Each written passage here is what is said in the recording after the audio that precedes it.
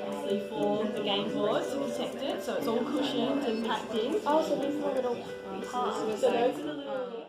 So I work in the Heritage and Collections team, and my job is all about looking after the collection and making it accessible so people like you can come in and see it.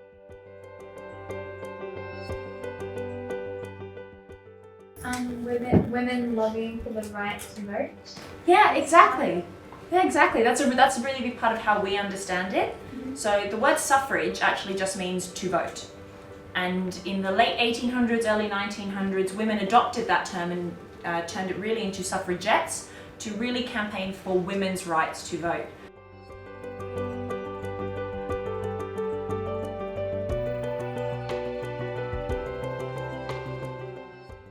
So we have a board game here that some women, as part of various societies and institutions who were campaigning for that right to vote, they created.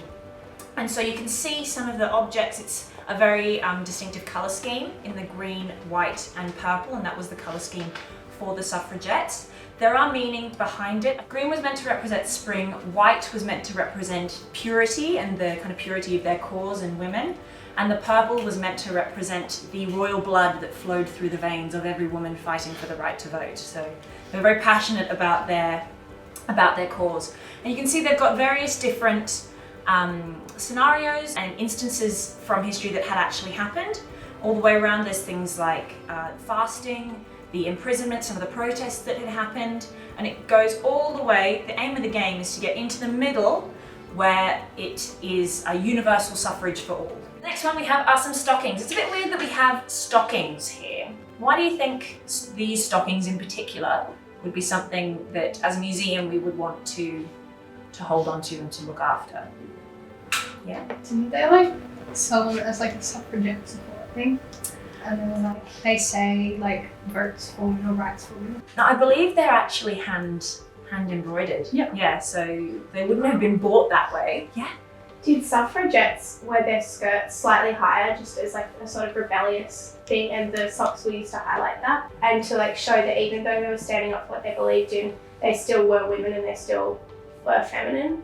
Wearing their skirts a little bit higher, maybe even just to the bottom of their calf, and showing messages like that definitely would have been a really big stance on the way that women had to present themselves, but then also against this big political issue of wanting to fight for their own rights, wanting to kind of break out of this very, very structured social and political and also literally structured way that they had to present themselves and live in this world. We do have a medallion, a medal there, and we've got a pin. Now those kind of objects, does anyone know anything about those ones?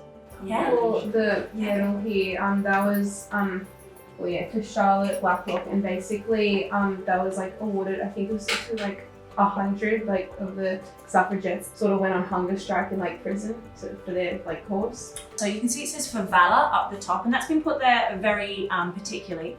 That's what it says on the Victoria Cross, which is the highest ranking medal that can be awarded to any service person. At the time it was a serviceman.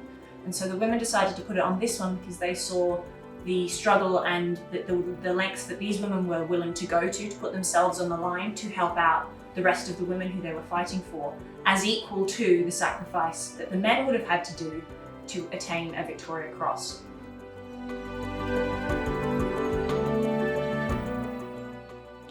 I think it did because it like inspired like a lot of like acts of advocacy. Because it started with like women protesting to be able to vote, and then it led to like a lot of other causes, like also advocating for their own cause.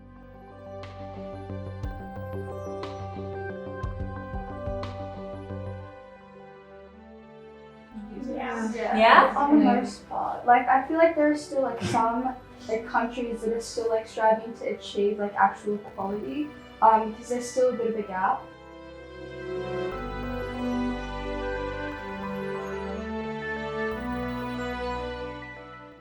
I really like the medal, the one that said for valour on it, from the suffragettes in the prison, because I guess in their own respective fields, the soldiers that won the Victoria Cross medal, and the suffragettes in prison, they both made a huge contribution to society and were both willing to die and put themselves on the line just for their sides to be heard and validated.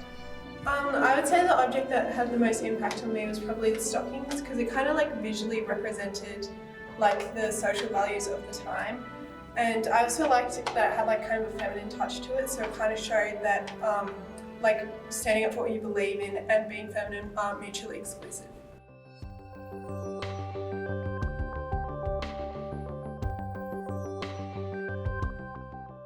It shows us that like the ways in which that they did protest and try and like get their voice heard at the time, like it did have an impact, and it shows us that like it is possible for us to have a say and for us to express our opinions and try and make changes.